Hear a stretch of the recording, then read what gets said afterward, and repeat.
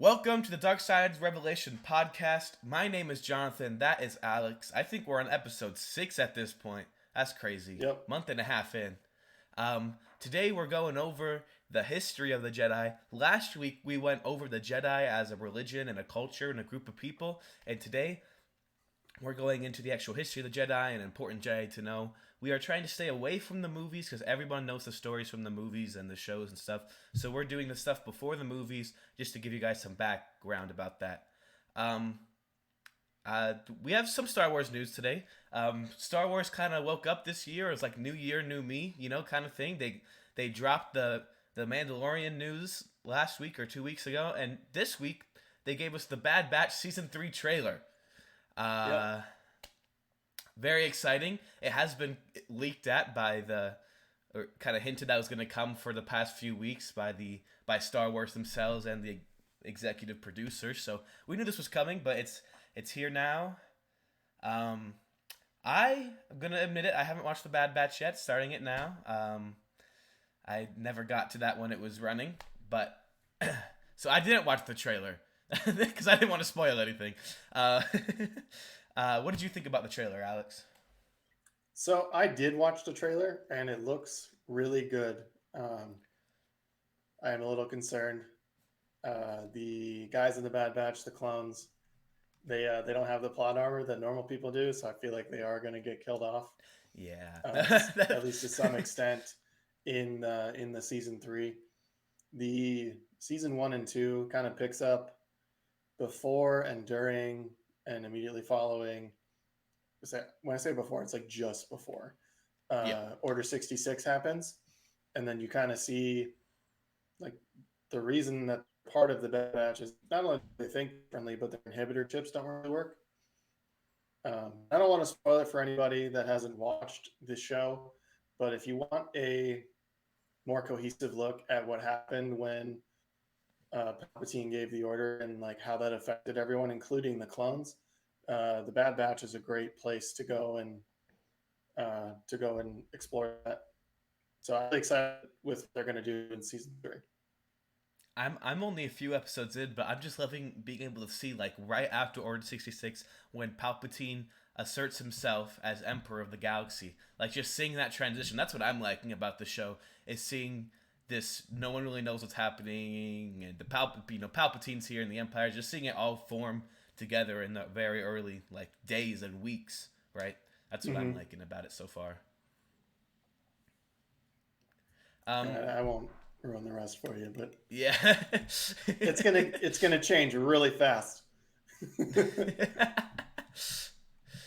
I think yeah, that's all the Star Wars news we have. Very exciting. They said it was gonna it is gonna be lore accurate with the Dark Disciples book, which follows. I'm blanking on her name. Asajj Ventress. Yep. Yep. It follows her story, so I'm gonna definitely read that before. I think February 14th. Is that it's Yeah, I think it somewhere comes out middle to end of Tuesday, sometime February. around there. Yeah, The maybe the 14th or the 20th or 22nd, something something around like there. that. Oh no, the 14th was when the new Children of the Jedi or whatever that kids show is coming out. I think it's more towards the end. I think it's the 28th or the 29th. And it ends on March 1st. Is when the last episode comes out, or not March 1st, May 1st. Sorry, not March. So they do one every week, so yeah, and there are 3 episodes coming out on that first day, right away. So and that's nice. And like one of the nice things about, I think you hinted at it yesterday, is one of the nice things about Bad Batch is the first episode is over an hour long. Yep. And like they really just have a chance to like suck you in and tell you a whole lot of story all at once. And I'm really hoping that they do that. I mean, they released 3 episodes, so probably not, but I'm really hoping that the first one's a long one like last time. Yeah, I that's my. They definitely. I texted you yesterday, but they definitely should have combined the 30-minute episodes into one thing and just tell more. Yeah, just make it a mini series. Make it 3 episodes. Yeah, exactly. I'm fine with that. They're an hour long. Sure. Yeah. All right, we're gonna get into the Jedi here. We're gonna go with the history overview here. It's all coming from this beautiful Star Wars Timelines book. If you haven't been here before, this is where we get our history from.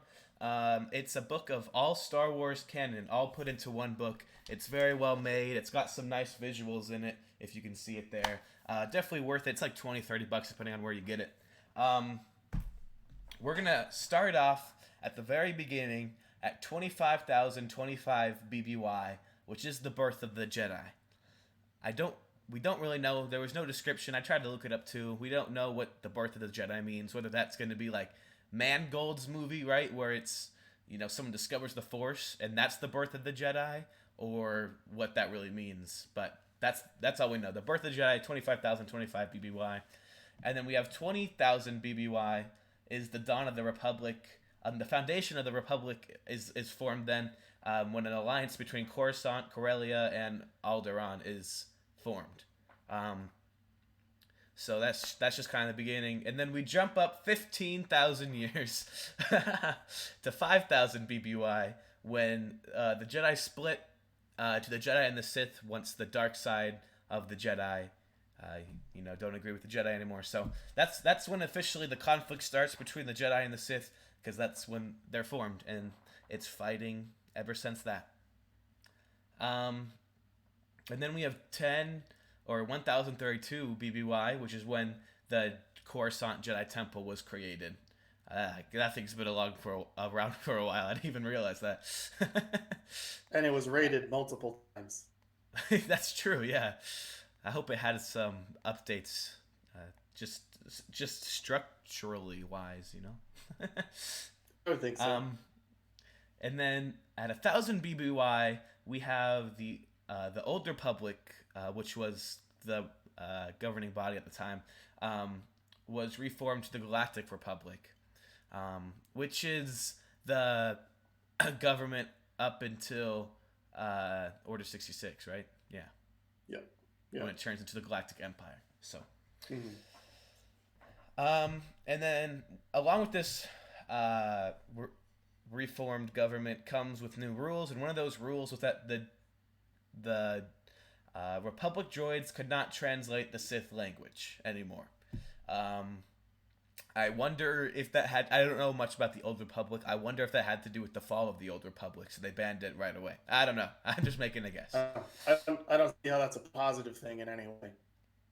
Yeah. Like, I can understand not wanting to speak the words and not wanting to give Sith a name, but if you happen upon something and no one knows how to read it, then Yeah. It could it's give not you useful. it could give you an Right. advantage over the Sith. Right. Yeah. Could be a And, warning. well, if they didn't do that, Alex, what would they have done in the ninth movie? What would have happened? Something else. I'm sure CPO would have got a new brain or something. I don't know. Babu Frick would have figured it out. And then in 972 BBY is when the rules of war were created. Just general rules. As yeah, I don't know. I couldn't really find out what they were. I didn't go too deep, but I did do a quick Google search. Didn't really find much. And then It's crazy, more like the Jedi's place in combat and in engagements and stuff like that. Yeah. And then, in crazy thing, in 896 BBY, Yoda was born. He lived until 4 ABY, which spans 900 years. This guy's been around for forever. Oh, man. And then 100 years later, Yoda starts training the Jedi, which he does for the next 800 years of his life.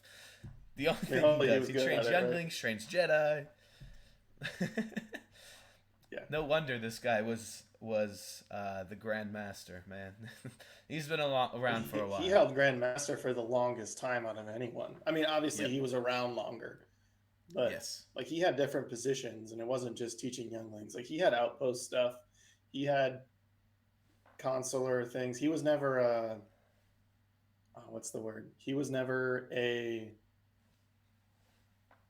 temple guard or anything like that, but he held Yeah. most of the other positions. I mean, he had a lot of time to study it all, and then obviously, as he survived, he was then the oldest and the wisest Jedi, so he gained the title of Grand Master. Mhm. And then after this, there's not much between this and like 400 BBY, which marks the start of the High Republic era. Um, not all of what I'm about to say is directly related to the Jedi, but it is what they have to deal with, right? It is what they are doing at this time. And the start of the High Republic era is like how far we go back knowing a lot. Anything before that in the Old Republic, we don't really know about that much. So this is where we get a lot of events. Um, so in 392 BBY, which is this event starts with the High Republic, is the Jedi start to explore the Outer Rim. Uh, they they meet new people, they meet new clans, and this just starts this era when they're trying to connect with the Outer Rim and get them to join the Republic. Um, and then 383 BBY starts the hyperspace rush, where hyperspace prospectors seek their fortunes attempting to find and chart hyperspace lanes. Um, and then this, if you've read the books, brings us to Mari-san Tekka. She was kidnapped. She was one of the great hyperspace prospectors, and she had abilities to see hyperspace in ways other people couldn't. Um, and then this is where some spoilers of the books happen.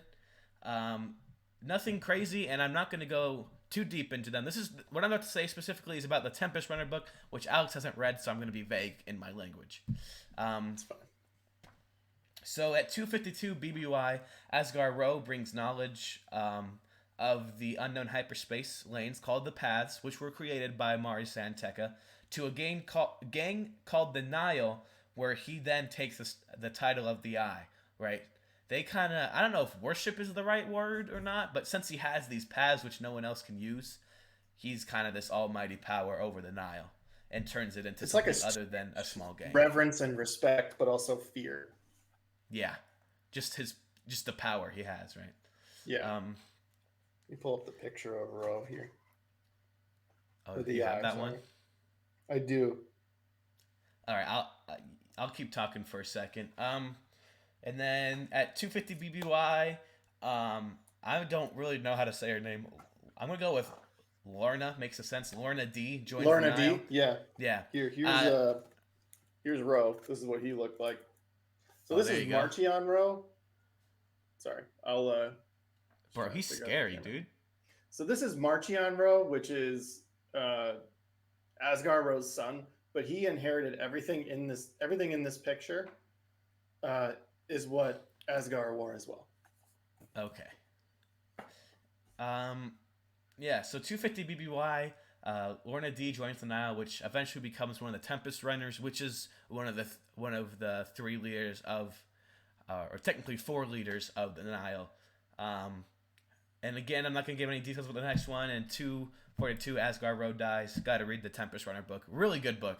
It's I don't have it anymore, but it's not a book. It's actually a script that for an audio book kind of Here's experience. Not a the normal audio Tempest Runner book. There you book. have it. This is the hardcover edition, so it's pretty big, but It like you is. said, it's It's like a script, so there's a lot of white space. It's not yes. 600 It's pages of reading. It's more like yeah. 200. It's like 550 or 600 pages reading. It did not take me. I would probably equate to like 300 pages of normal book time. Yeah. If not less than that. You just go through it so fast because there's so much white space, right? Kind of like the what's the Harry Potter one? It's formatted the same as the script. Oh, it's the The Chosen something or something like I don't that. remember. I can picture it in my head, but I don't Yeah, remember what it's called. whatever it is, you can find the audiobook online or you can read the script. Is it the Cursed Child? Is that what it's called? Yeah, it's the Cursed Child, not the That's Chosen what it Child. is. Yeah. It's like Tori's got it right there.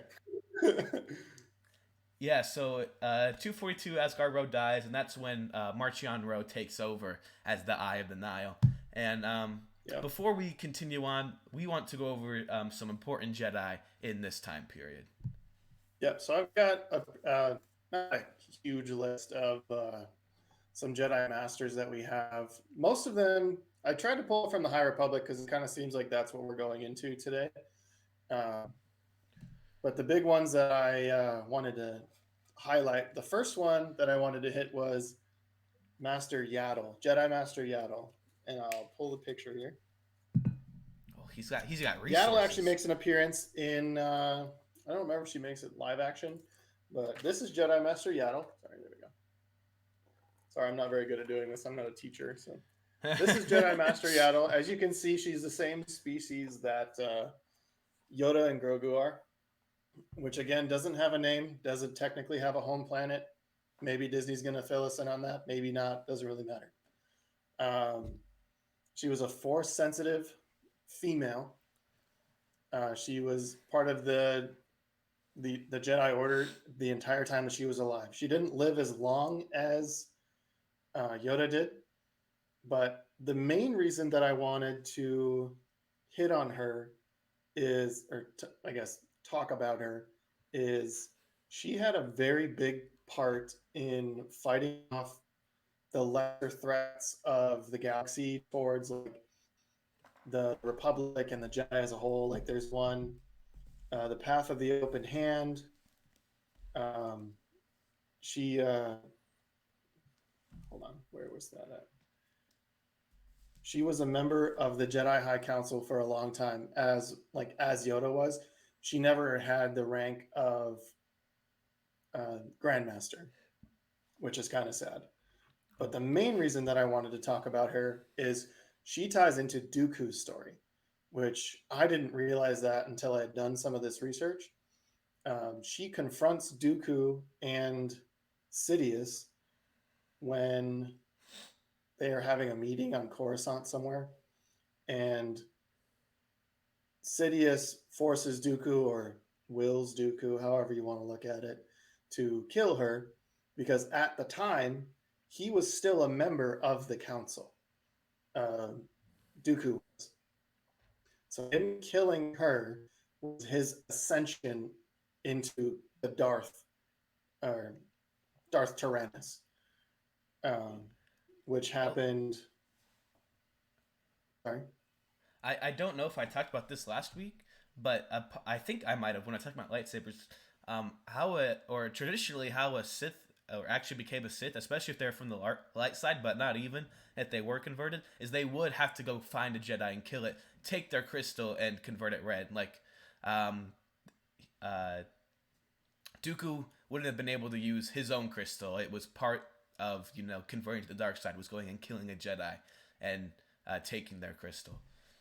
Yeah, that's a good thing to touch on too. Is it's when you bleed the crystal, it's not the one that's attuned to you. You have to quote unquote disarm someone and bleed theirs. Which the only time that we see that not being the case is when what's his name in the game? The Survivor game. Yeah, Jedi Survivor. Do you remember his name? I don't remember. Oh, is it Dagar or something like that? Dagon Gera. Yep, there we go. Yeah, yeah, yeah, yeah, So yeah. when Dagon Gera bleeds his crystal, that was his crystal. Yep. That's the only time that we have any real record of that happening. Um, so yeah, that's Master Yaddle. I mean, she was technically in the High Republic era. She technically made a screen appearance, but everyone else that I'm talking about is all in the books, especially the books that we're going to be talking about later. So the next Yep. one that I wanted to talk about was Jedi Master Stellan. I say Geos. Oh, it's yeah, sure. All right, so here's the picture that the book has of Jedi Master Stellan Geos. Cool guy. This is the High Republic Character Encyclopedia. For those of you that are curious, I found it in Barnes and Noble for about $20, and it's in the child reading section. Fun fact. Anyway, back to it. This is Jedi Master Stellan Geos. The big thing about him is he ties into what I call the I don't want to call them the Three Musketeers, but like the big three Yeah, you just call it the of Three Musketeers, man. I'm just going to call them the big three of Yeah. the High Republic because they're at the center of attention when all of the events of the High Republic, the big cataclysmic events of the High Republic are happening. And Stellan Geos was the Padawan of, what was her name? Rana Kant. And then Oh yeah. she died during the events of the first book, which we'll talk about later. And he was just absolutely struck by this. But what he wasn't expecting at all was that because of her vacant seat on the council, that he would have to fill it. Yeah. And he was actually later given Rana Kant's Rana Kant. I don't know how to say it. Yeah. Um, he was later given her lightsaber, and that wasn't normal for Jedi to do. But because of the cataclysmic circumstances, they're like, let's give him this, kind of get him back, give him a little bit of a will of grace kind of a thing. Um, and he was assigned at the time to the outpost on Karagon Viner. He ties into my next person, which is Elzar Mann. And Elzar Mann, he's in the books personally my favorite Jedi because this is Elzar Mann. Love the blue lightsaber, and I love his temple robes too. Yep. He actually has a crisis of character in the second book, which I'm going to talk about now. We can talk about it later, but I'm going to talk about it now because it's important for him. Again, he's part of the big three. So like him, Avar Chris, and Stellan Geos, they were all friends growing up through the order, and he actually had a vision on, I don't remember the ship, that the events of the second book, this terrible, terrible event was going to happen, and he was going to do everything in his power to stop it. So he was gifted a vision by the Force, and most of it came true. Um, but because of that, he was conflicted for a long time. So he went to the planet. I I can't don't remember the remember planet either name. the I'm Republic sorry. Fair planet. Yeah, he went to the Republic Fair on Yep. Valo. There it is, Yes. Valo. Yes. Um, and he stayed there, kind of like as the Jedi representative, kind of helping set things up, get things planned, helping give dignitaries tours and stuff like that. And when he did that, he actually had relations, shall we say, with the event coordinator, which is a big deal for the Jedi, but they kind of just brushed it off. The bigger thing that happened is when the main attack happened, he tapped into the dark side of the Force in not a great way, and it hurt him. And he actually sought help from Jedi High Council member, now Stellan Geos, who was his friend, Not right? even And Stellan Stellan just, Geos at the time. It was Ty whatever at first. I mean, yeah, technically he told her first, right? Because they had that Was whole it Ty mind meld York? Is thing. that her name? Yeah, Ty York, yep. Um, and he kind of helped him through that afterwards. I haven't read the final book, so I'm kind of hoping they touch on what his recovery and I guess his repentance, I'm going to call it, Yeah. process looks like, because I'm very curious to see what that is. Right? He's not the Yep. first Jedi to tap into the dark side of the Force. He kind of almost did it on accident, and he didn't realize it was the dark side until he did it. Yeah, it was just like it was just the emotions were high, right? He made this Mm-hmm. mistake with the coordinator, and then he was sleeping through this massive event. I don't, man, there Yeah, was explosions. This dude was guy gone was for like half the battle. this guy was sleeping. He woke up, had to find his clothes and put it. Oh my goodness, he Yeah, was mad another about reason to that, and love this everyone guy. was dying, right? So that obviously affected his mental state too. Yeah, another reason to love him. He just takes hard naps. Hard naps. All right. So my next one leads us into one of the more interesting Jedi's that we have on our list. Jedi Master Avar Chris. I'm not going to show this other picture because it leads into the events of the final book. So this is Avar Chris. I don't remember if she was on the council or not, but I don't think she she was was ever one on the of. council. No. Okay, you want to check that while I Yeah. explain here? She was one of the most influential people in the Jedi Order, just as a whole, before the events of uh, Book One and Book Two, mainly because she had a special ability to use the Force to connect the consciousness of all the Jedi's within her reach. And I'm not talking like her arms reach, like she could reach out with the Force quite a ways and kind of just tie everybody together and like she was almost like human communication beacon through the Force, and that was a very unique power that she had, and she was also very adept with it. And when there was a battle that was going on and she wasn't there, she was dearly missed. So the events of the second book, when all that happens, they are like, "Where is she at? Like, why is she not here?" Because that would be amazing to have her here. Because when the attack is happening, they lose their communications, and if they had Avar Chris there, it wouldn't have been a problem. Yep. Which honestly could have led to a very different outcome in the events on Valo. But again, And and she's the it's only there female still is a member of the big connection three. there, right? It's just she can Yeah, elevate it, right? She can it yeah, right. I don't, there's definitely connect like you see that in the second book, right? The people flying out uh fighting in actual space, right? Mm-hmm. They're connected, right? And there's a bunch of scenes about that, but it's just harder to do, right? She provided the connection instead of them trying to fight and connect. Mm-hmm. Avar Chris did the connect so they could just fight, right? Right. You almost got to think about it as you can't talk and shoot at the same time. Yep. So the way that the normal like force mind communication stuff works is they have to be focused on that and focused on their task. Right. So it's almost like they're using a two-way radio. Whereas if Avar was there, she's a main base station radio and everyone's just hot mic the whole time, Yep. but they're not talking over each other. They're communicating through thought and feeling. They don't actually have to say anything. Yep. I just thought I love that part of the book. It was super interesting to me, and it's the only time that we really see that being used is with Avar Chris. I Yep. would wager that eventually Yoda learned this, but never used it. And then the final Jedi on my list, let's see, is Jedi Master Porter Engle, also known as the Blade of Barada.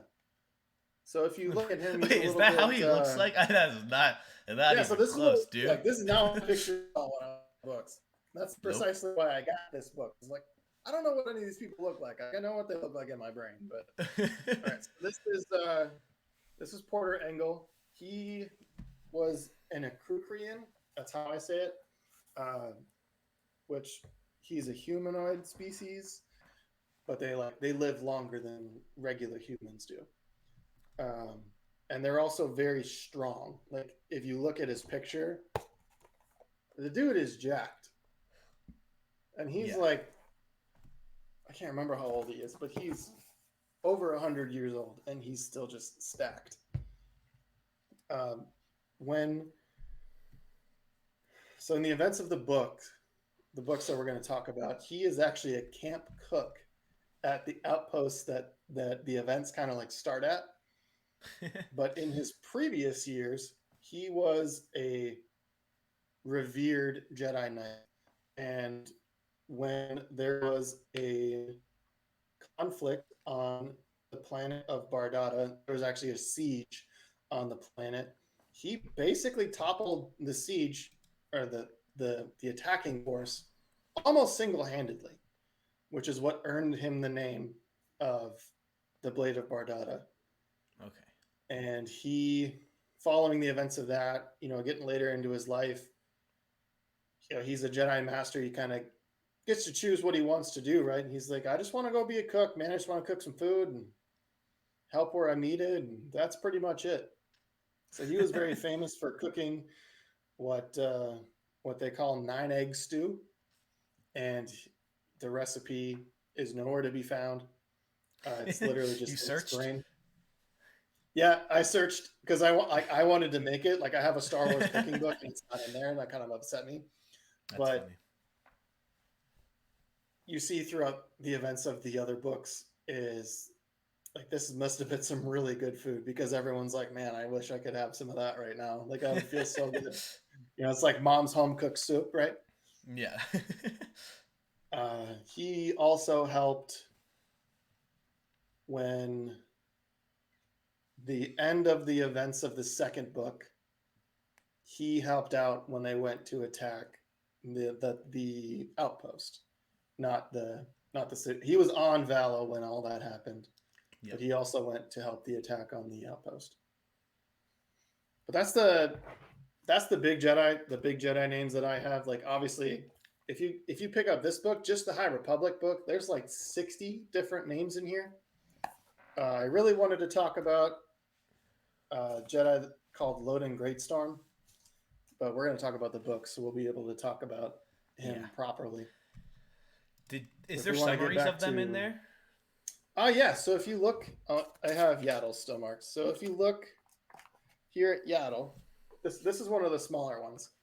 Yep. So Yaddle only gets half a page, but you get Okay. Yeah. There's when a summary.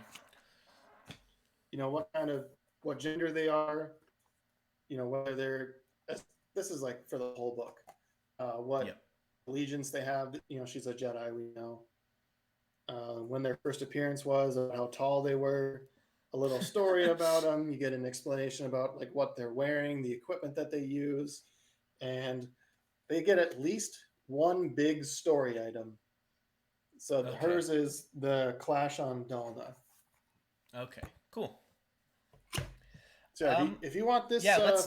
book, I know it's on Amazon, but it's called the Star Wars: The High Republic Character Encyclopedia, and it's also available at Barnes and Noble in the kids section. So let's talk about the High Republic books then. Um, I want to do a quick like overview of how the High Republic multimedia project is just like structured, right? Mm-hmm. Um, I actually don't have the date written down when they announced it, but they did announce that they're going to do a multimedia project with the High Republic, and it is split into three phases. Phase one is called Light of the Jedi, and it spans from January 2021 to March 2022. Yep. And then phase two is Quest of the Jedi, which spans from October 2022 to May 2023. And then phase three is Trials of the Jedi, which spans from October 2023 and it's going to end in 2025 at some point. Um, Yeah. And so the I dates that you're saying, they're BBY. They're not calendar like universal calendar dates. They're no BBY. Just so these we're are clear. no these are calendar dates. It's because all that This stuff happened already. no this is these are calendar dates of when this content is released in the real world. The phase one projects were released from January 2021 to March 2022. Gotcha. Yeah. Um, so yes. So right now we've just started phase three. I forget the fifth book was just released. I forgot the name of it, but it follows Marching Row. I'm pretty sure. It's like Yep. Eye of Yep. Darkness or something like that. Yeah, that's what it's called. And the book Yeah, cover is amazing.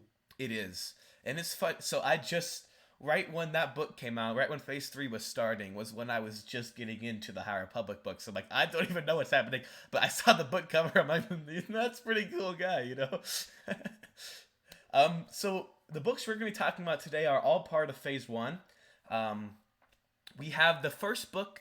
So there's a main Star Wars The High Republic timeline, and that's what we're going to go over today. The first book is that one, Light of the Jedi by Charles Soule. Um, and then there's book two, The Rising Storm by Cavan Scott. And then there's book three, The Fallen Star by Claudia Gray. You got that one? Yep, right here. And then in between those two books, which was released later, was Tempest Runner by Cavan Scott again, or Cavan Scott, however you say his name. Yeah, And no, like we it's this said one that I before, showed earlier. yeah, just like we said before, it did release as an audio. I'm gonna call it an audio experience, right? Not just an audio book with someone reading it. They have characters' Yeah. voice. They have a bunch of sound effects. It's an audio experience, and then it's released as a script a year later. Um, so let's start with Light of the Jedi. There's gonna be a lot of spoilers in here. We're just gonna go spoilers, okay? It's kind of hard to do without spoilers. Light of the Jedi, book one was amazing. I gave Yes. this one a 5-star review on Goodreads. I loved it. It was very well written. My favorite part of this book was the mystery of the Legacy Run disaster. Right, you don't really know what's happening. You go into the first like 8 chapters, and it's just there's this explosion, there's something in hyperspace, there's these things plummeting into the planet, people are dying, it's traveling at near hyperspace speed. Like, what the crap is happening? And even once Mm-hmm. the disaster is over, there's still like them trying to figure out what happened, right? That was my favorite part about that book. I loved having the mystery go along in Star Wars. Yes. And that's also where we get like everybody that I just talked about, minus Seattle. Yeah. That's where we get to meet all those people, and everyone is super caught off guard by all these things falling out of hyperspace. And the Jedi use it, the whole thing that Avar did with connecting their minds and everything. They actually collectively use the Force, and Yoda helped from Coruscant, which is a big deal because that's Yeah. like so far away. Um, they helped push one of the things that was going, I'm going to call it at sublight speed, um, Yep. because that's not how speed in Star Wars works, but it makes sense, right? Yep. They actually helped push with the Force one of these objects so that it wouldn't hit a planetoid. Yep. They weren't successful in stopping all of them, but the Jedi, But the most there was a very collectively were able to yeah help out. that one would have been very very destructive, and they yeah let's Yes. talk about more about Avar Chris for a second. So she interprets the Force by song, right? She hears melodies Mm-hmm. and harmonies that come together, and we see that a lot. We see that in the first book, right? The first book gives us a lot more of Avar than the other two do. Um, well, I don't know. I'm only like 40 pages into this one so far, so into the Fallen Star. Um, Yeah. so she hears the song of the Force, and she can tell like when something's wrong. That's how they knew about the I think it was like fuel or something that was gonna hit that they pushed. That's how she knew this because she could tell something off was something was off with the song of the Force. Um, and I just want to talk about her absolute power she has because she was able to communicate cross galaxy with every Jedi that she could reach, right? Including Yoda. It wasn't just Yoda meditating, right? Yoda was meditating and he picked up Avar Chris communicate. It wasn't just Yoda with that power. It was Avar Chris who was able to get Jedi all across the planet to come together and connect and push this object to save a planet. Like what? Yeah. Um, If I remember right, the planet that they were saving is one of the main farms that was yes, it was. producing the bacta chemicals. Yes. Yeah. It So like was that would be a Hetzel. huge deal, which basically means like Hetzel, the the galaxy wide uh, medical facilities would be rendered almost useless. Yep. And then Well, let's get where was into I get? why the hyperspace anomaly that they called it. Let's get into why that happened though. Okay, you like the motivation behind it? Not the motivation, just like physically what happened. What happened? Okay, so at this time, Marchian Row is the eye of the Nile, and then there's let's go over the structure of the Nile for just a second. So there's the eye of the Nile, which is Marchian Row, and previously Asgard Row, and then there's three Tempest runners under them. Let's see. At that time, it would have been Lorna D, Pan Aita, and Casa or something like that. I forgot his name. Kasav. K- Kasav, yes. Yeah. Um, so they're the three Tempest runners, and then each of the Tempest runners have their own Tempests, which is just a big group of people that will go on raids with them. The structure of the Mm-hmm. Tempest goes at the highest is the storm, and then the clouds, right? And then no, that's wrong. Storm. What's the And Tempest Runner? And then strikes, a storm, clouds, and a strike. yes. Because you Then gotta think about it like an actual storm. It literally just comes yeah, down. and so there's the storms have clouds, the clouds have strikes, right? Right. Um, where was I going with this? What were we talking about? So the, Oh, the the big thing about the Nile is that the Eye is not technically the leader. Marchion Road doesn't love that, um, but he's the one that gives them the paths that we talked about earlier. So he's kind of in control of the three military factions that are the Tempest Runners yeah. because they Um, technically operate independently, but they make decisions collectively. most of the time, it is a very dysfunctional gang. That's for sure. Um, Yeah, they do a lot of drugs and just ruin people's lives. yeah, a big part of the Nile is they all have like stims on them that just don't Mm-hmm. allow them to feel pain, so they can just fight until their Mm-hmm. body physically cannot anymore. Yeah. Where was I going with this? Oh, uh, I don't remember the date, but uh, Asgar Rowe kidnapped Mars Santeca, right? And that's how the Nile get the paths and how the Eye provides the paths. Um, It's sometime in 350 to 330 BBY that happens. yeah. So Mari Santek is kidnapped, and then so she's really old, right? She's just on an intense life support. Um, Mm-hmm. and Marchian Rowe in this book is trying to defend that secret. Like they just think they don't know how he gets the paths. Just a reminder, the paths are uncharted hyperspace lanes. Um, and They're they also actually unnatural hyperspace lanes because they need special engines to yes, take those paths. and they usually go like way close, like into the atmosphere of the planet, so they can just start attacking immediately, Mm-hmm. which is unseen at that time.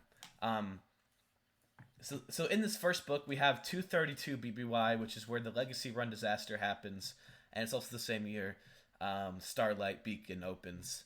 Um, uh, do you have more thoughts about this first book before we move on? You want to talk about? I just had one really big thought. This is the first instance that the galaxy as a whole just kind of works together um, against an enemy that was previously unknown to most of everyone. Right, Yeah, the events of this, the first book happens in the Outer Rim, and yep. it's on an edge of the Outer Rim that back then no one had really been to, right? Um, but the big And thing they that, knew about the Nile, the Republic did, but yeah, they knew just about them, but just they didn't. just They knew of them, just that they existed. it's kind of just it's like real life. If they're not gonna attack me, I don't really care about them, right? Let the Outer Right. Rim deal with it, right? I don't need to worry about that. Yeah, it's a big galaxy. If we don't have to worry about it, then we don't have to worry about it. But Yep. the events of the Legacy Run, which was the ship that was in hyperspace that got Did we torn even talk apart. about that? Did we talk about what? No, we didn't even So talk about what happened. yeah, so Okay, what go what over what what really happened. happened was the Legacy Run is this old cargo ship, well maintained, well flown. It's going through hyperspace, basically on the highway, right? And Yep. all of a sudden, something comes up in front of them in the highway, which shouldn't be possible, at least to their knowledge. Um, and it's the Nile. And the pilot tries to swerve out of the way. She does Or, swerve out of the way yeah, she does successfully. swerve out of the way. But when that happens, the ship fails because that's not something these ships are designed to do. Yeah. So it breaks apart the ship that's going through hyperspace, and hyperspace isn't like a linear thing. It's more of like a quantum field that you can kind of like go through, it's almost like a maze. Yeah, they call Um, there's hyperspace and real space, right? They're not the right. same at all. It's not the same thing. Um, so what happened was the ship broke apart, shot all these pieces out into the galaxy, destroying worlds, planets, other ships, you name it. Right. Most everyone that was on board the Legacy Run died, but there was some survivors. They managed to catch the Jedi managed to catch some of the exploded fragments of the ship that were populated, luckily enough, but some weren't as lucky. And the ones that they couldn't, the ones that they knew weren't occupied, they destroyed them. They called on parts of the military and like the Republic Defense Force and stuff like that. Which there isn't They much of. Yeah, there's not. It was very small. Um, It was a peaceful time, right? There was no reason for them to have a big yeah, military. yeah. So they called those guys out there, shot all the pieces that they could, and the ones that weren't going to hit any planetoids or anything like that, they kind of just left them alone because Yeah. eventually they'll go out of the galaxy and it's not our problem anymore, right? I mean, yeah, these things were traveling so fast. It was gonna if it hit something, right? It caused so much damage if any part of the ship were to hit something, just because they were going so quick. Mm-hmm. And then, like jumping forward, they look into it, they try to figure out what happened because this has never happened before. They shut down hyperspace. They lock down the Outer Rim. Um, the cool thing about this book that isn't Force related, they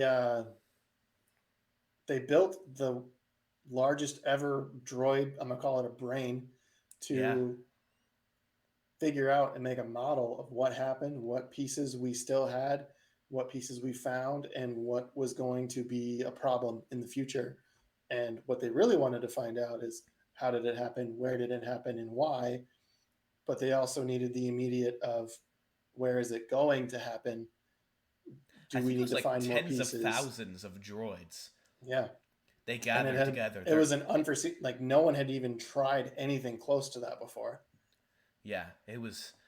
They just used all of that power to calculate, run a simulation of where are they called them emergences.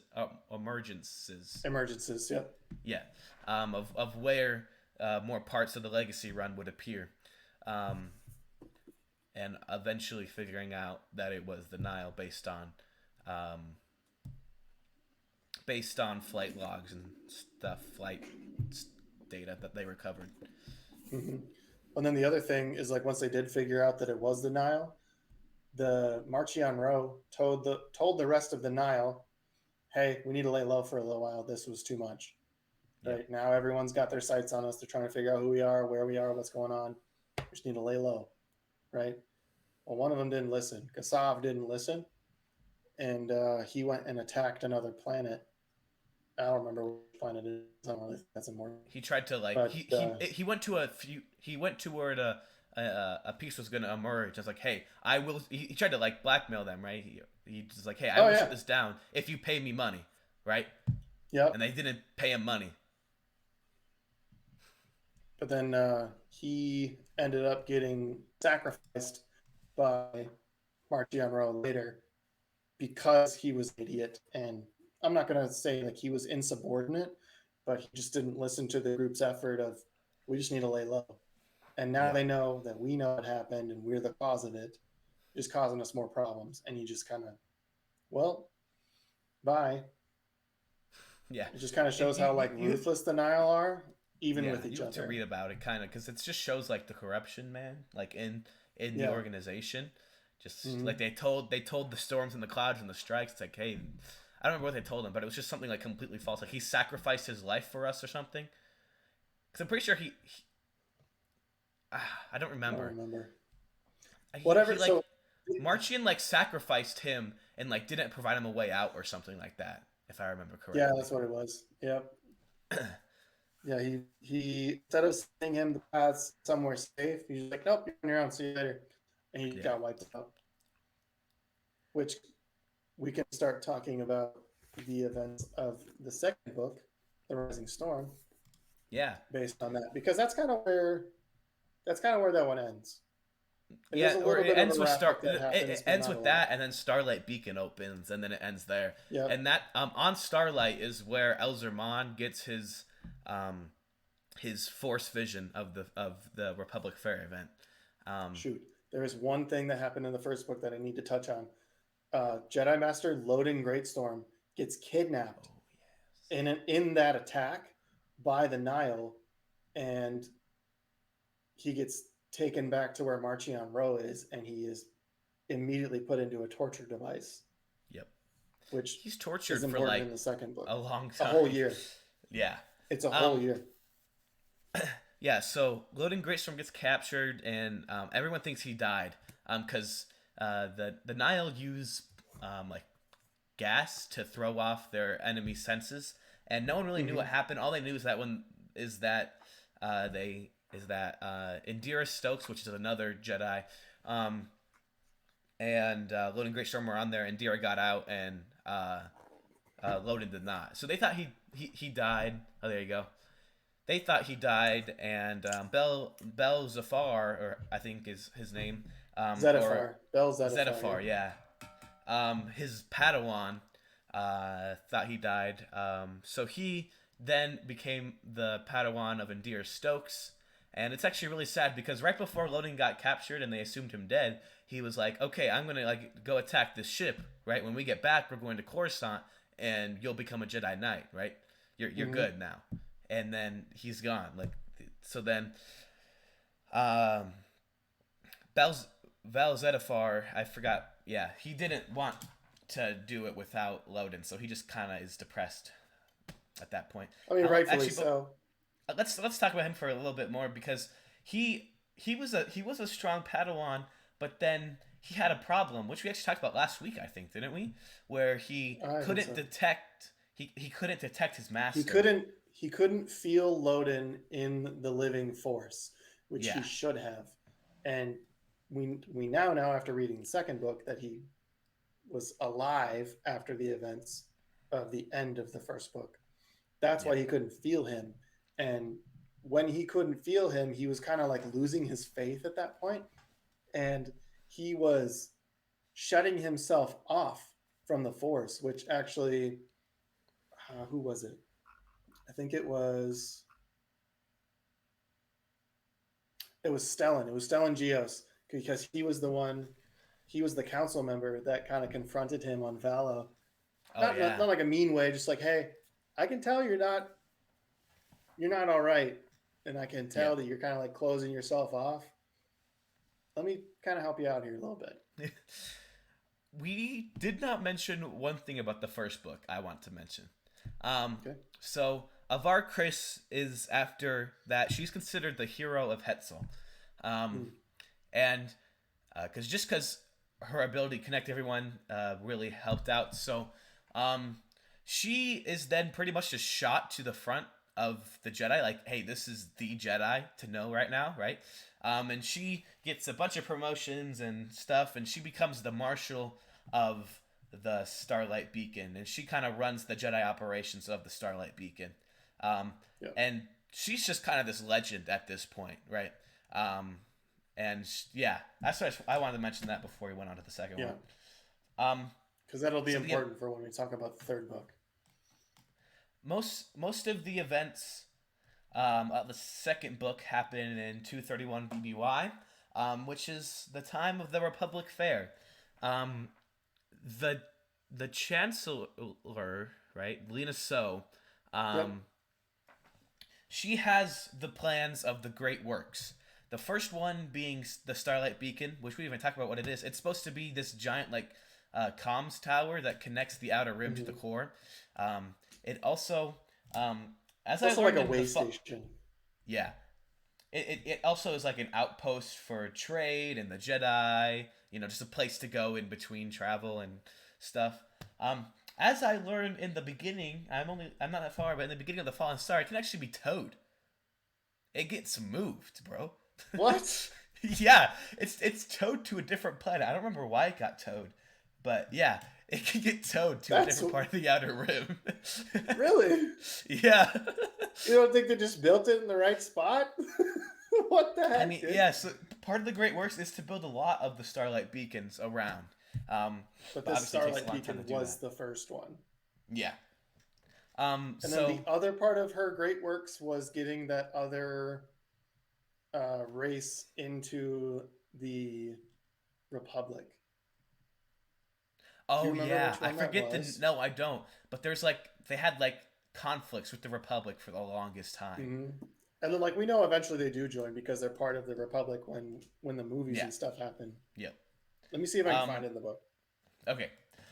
So this the another part of the Great Works is the Republic Fair, which is this big event that happens on Valo, which is supposed to show the unity of the Republic. I don't remember they're saying it's something about unity. Well, there's obviously we're all the Republic, but there's something about unity as well. Um, Hmm. so the Republic Fair has like little like floating islands showcasing each planet of the Republic, showcasing their culture and their animals and their plant life and stuff. Um, and it's this massive event, um, and sadly they they uh, even with concerns of the Senate, they did not plan for the threat of denial. um, that is completely Lena So's fault. Like, there's no way else to put it. She was naive. They thought they kind of wiped out denial, or significantly lowered its power. Um, but the Nile, in fact, do attack, massive attack. The second day of the Republic Fair is open. They launch this three Tempest scale attack. Everyone's here. Everyone's attacking the Republic Fair, and they just start sending missiles down. Man, they just destroy Vala. Um, Yep. and so yeah, everything. Okay, here's my complaint about the actual book. The first 200 pages are kind of boring. It's slow, right? It's about the Republic Fair. It's giving you back end information about it. It's going into back into the characters, which is necessary. It does help the book. It just takes a little bit too long to get to the attack on the Yeah. Republic Fair. Um, For sure. Whereas the like the last first 200 book, there's pages, like man, I was were on the edge the whole time. yeah. The last 200 pages were crazy though. Um, the style of writing by Cavan Scott I like. Um, he really focuses Yes. on the race of the characters, which allows you to remember what they're supposed to look like, right? Yep. Um, whether I don't even know what like whether it's Wookiee or Twi'lek or whatever it is, right? They just helps you remember what this character's supposed to look like. And he also does really short chapters, which is good because it's everything's just going so fast. You get like 2 page or 3 page chapters because it's just so much is happening at once, right? They're trying to Mm-hmm. evacuate Lena So and some other people that and some other like kings and queens that are leading other planets that visited. They're trying to evacuate citizens. They're trying to fight the Nile. So just jumping here and there. And there is times where you're like, I don't remember what's happening with this group of people, but it is just it's just event after event, which like literally those last 200 pages, I could not stop reading. It was crazy. Um, Yeah. Like you and I both did it. Like there was 2 nights where I read 2/3 of the book. yeah, you just yeah, Right. Like exactly. I read 140 pages in one night because I couldn't put it Yep. down. Yeah, we both did the same It's thing just there. just so good. It was. um, so they end up somehow the Republic ends up doing massive, massive damage to the Nile, and Mm-hmm. getting into like one of the like getting and then they end up. Okay, I don't remember if this happens. This is a very, very small spoiler if it doesn't happen. Um, for the Tempest Runner book, they end up capturing Lorna D, and that's what the second. That's what the Tempest Runner book is about. It's about Lorna D being captured and her story there. It's So actually a that's really at good the book. end of the book. I didn't remember if they said that they captured her in there or not, because they are under Pretty the sure they assumption do. that Lorna D I is the vaguely Eye of the remember Nile. that. They don't know about Marchion Ro. Um, They thought that until they showed up on the planet. no, no, no, no, no. In this book, The Fallen Star, they still think that Lorna D is the Eye of the Nile. In Tempest Runner, they still think Lorna D is the Eye of the Nile. Um, so it's still very much a thing where I'm reading right now. Um, so then they end No, up you're right. I have the really page right doing some here. They damage to the thought she Nile, was the Eye of the Nile. kind of taking, just pretty much the Tempest Runners survive, but their Tempests uh, are Scattered. not. Yeah, they evacuate. A lot got destroyed, and and they assume that the Nile is gone, which is very very, or they assume that it's weakened, which it is. It is. Mm-hmm. Um, and any comments about anything you want to add to the Rising Storm? Yeah, just to talk on what I talked about earlier, when I mentioned uh, Loden Greatstorm, Jedi Master Loden Greatstorm, when Oh he yeah. was captured and tortured for a whole year, he was Yep. being kept on Marchion Ro's ship. I don't remember the doctor's name. That was Yeah. his Me neither. torture expert. But he, when they showed up to attack the Nile, when the Republic and the Jedi and all those guys, when they showed up to the attack the Nile, uh, that's when Loden broke out of his captivity, ended up breaking off the ship, and his Padawan, Bell, ended up saving his life after he just like fell off the ship. Yeah. He Bell had his Bell got. master. Yeah. Bell got there, and he was where they got like to He the Nile felt ship. him. He's like Indira. He's like, oh, he's here. That's why I couldn't And he just, detect him. That's why I couldn't feel him in the living force. Oh my goodness, I am back. yeah. And then he just bolted. He's just like, all right, Yeah. I gotta He's go. like, I'm Like, out I'm of gonna here. go Yeah. find him. Have fun dealing with your stuff. I know there's only 2 of us, but now you're by yourself, and so am Yeah. I. But he finds his master, right, and then He saves him from falling. They kind of regroup a little bit, have a nice little moment, but there's still some kind of an attack happening. And this is when Marchion Ro releases what's called the Great Leveler, Yep. which I fully don't understand what it is yet. You It's might. Did like they a talk about it in Tempest I Runner at look all? I no they don't. I looked it up and it's like this weird four-legged animal thing. And it's not I don't It, really understand. He like weaponized it and it's just really dangerous by itself. I don't They don't really explain it. It's just the great leveler that they go and capture and then they take it and release it. They don't really explain it. I went to the Wikipedia article and just saw a picture of it to just me, so I it knew what was sounded like happening. a meatball with legs that was somehow on fire. It's not on fire. It's like this purple weird creature that's like really bony Okay. and dangerous and stuff. But what happens is like Marchion Ro sees that they're kind of like losing the fight here, and before he leaves, he releases this great leveler, and in essence, it kind of like runs a circle around Bell and Loden, and it kills Loden. Like literally 5 minutes after Bell finds his master, after being lost in the forest, shaken in his faith, can't find his quote. Yeah, I would call him his best friend, right? Yep. Instantly killed in front of his eyes. And Turn when, to dust. yeah, when I think it's Stellan walks over and touches Loden's body, it just disintegrates. Yeah. And that's how the book ends. They literally It's like, I don't I have was it. so mad. It literally ends with Loden Greystorm's face and body disintegrating when Stellan Geos touches him. The last page, it just stops there. That's the next one. Let me read Yeah. it here. Okay. It's 1 star. There we go. That's acknowledgments. I'm sorry. All right. So it said,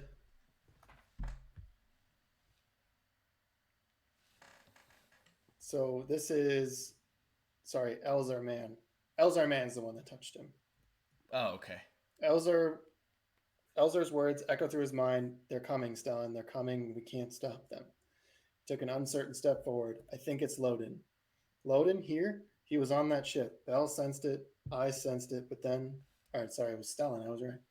Stellan bent down beside the petrified body, seeing the line of a noble brow in the rock, the line of jagged Jedi robes. He reached out a trembling finger and brushed what had once been Loden Greatstorm's cheek. The face collapsed in on itself, the entire husk crumbling to dust before his eyes, and for the first time since he was a child, Stellan Geos was afraid. Just The man stops. literally just. And that's how the book ends! This whole thing! Probably like my favorite book of all time that I've ever read. I am so mad at the ending. Yeah, it's But oh man. but mostly it's because like Bell, like I got really attached to Bell somehow. I was like, I was so happy that he found Loden. Like Yep. I was almost in tears reading it that he found him again, and he just dies not 5 minutes later in a terrible way. Yeah. Right next to him. Um we're getting a little long here, so let's move on. Tempest Runner. Um Again, it's the audio slash script. It follows Lorna D in prison. I'm not going to say much more about it. It gives a lot of her backstory about her becoming a Tempest Runner and how that happened. Mm-hmm. Her joining the Nile, being recruited, her like leaving her home planet and stuff. I didn't really care for her prison story, but I did really love seeing her backstory. I think that's the best part about that book. Made me appreciate her character more because I feel like she was kind of cast aside as one of the three. I feel like she wasn't like I feel like she didn't get enough time in the other two books. Um, I feel like you could see her as idol. Like she didn't just make decisions for no reason, and she yeah, always had an eye on. I'm not just going to be someone beneath somebody. That's yep, the feeling that I got about reading about her. yeah. I definitely recommend reading the book. I really enjoyed it. You haven't read it yet, but it's yeah. I don't know. It's good like the rest of them. I mean, they've all been good so far, but this one I like this one Yeah. too. And then the fourth one is The Fallen Star by Claudia Gray. Yes. I don't know anything about this book. Let's see what page I'm on. I'm on page 25. I haven't even opened it yet. Yeah, so I've it starts I'm on page 25 and I do like it already. It starts off with action, which I like compared to the second book. It starts off with Marchie and Rowe being like, "Hey, we're coming back, right? We've fallen, but we're going to come back stronger than Mhm. ever. They don't know who I am yet. They don't know. They think the Nile is weak, but we're not, right? We're coming back and we're going to go out strong." And then Right. it also goes that's the prologue and it straight goes into another battle in chapter 1. So um, yeah, I like that part that it just goes straight into action, and I can't give you much more about it yet. We'll talk about it in a little bit later when we have a few more books to review. There is one thing that I want to say about this book. I haven't read it yet. You haven't read it yet. So we don't know who it is or what's going on here. But if you look at the cover art, this Jedi right here has a double bladed lightsaber that has a hinged Dude, I didn't even hilt. notice that. That is the coolest thing I have ever seen. Dude, I didn't even realize that is awesome. Holy crap! Like I There's can't also like to me it looks like it would open, but also it could just be like a double bladed parallel lightsaber. yeah, there's also someone with a Either yellow way, it's lightsaber on the awesome. front too. You know, that's what I That noticed just is because it's so prominent. that's Ty Yorick.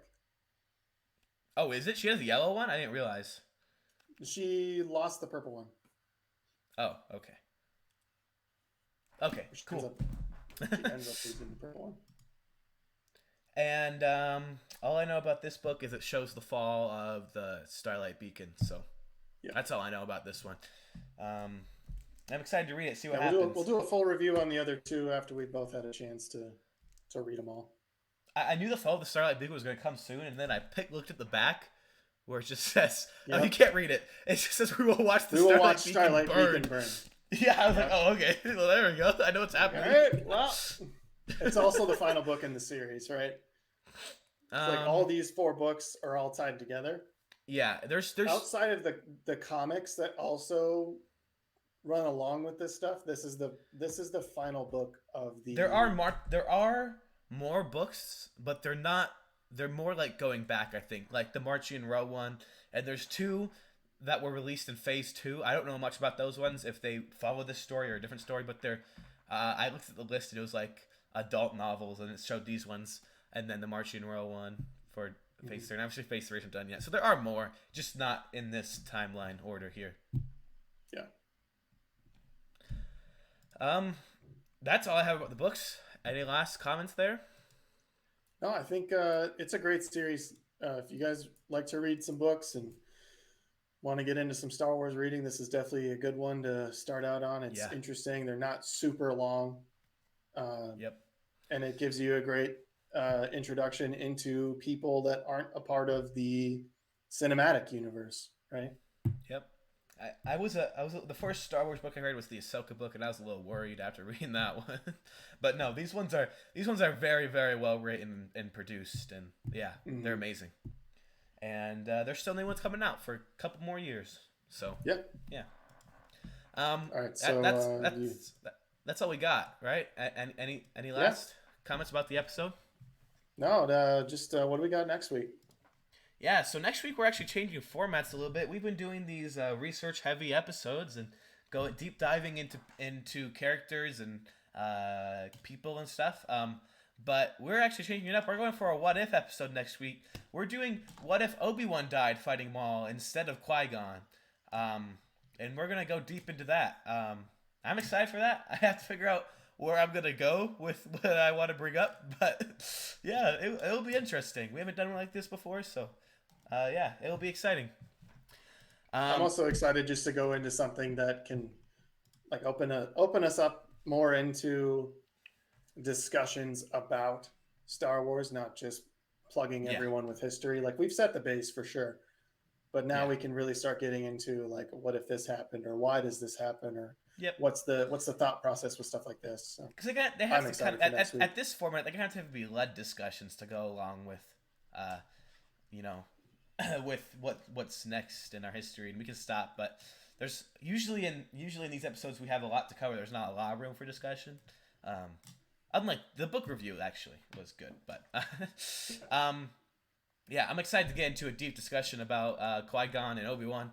Um, you can find all of our socials at DS Revelations. We're on Twitter, YouTube, and TikTok. We're posting YouTube shorts every Monday and Friday with new episodes on Wednesday. Um, you can find me on Twitter at the Jonathan J. What about you? I'm on Twitter at Darth Pauling. All right, that's all we have, and we will see you guys talk about Obi Wan and Qui Gon.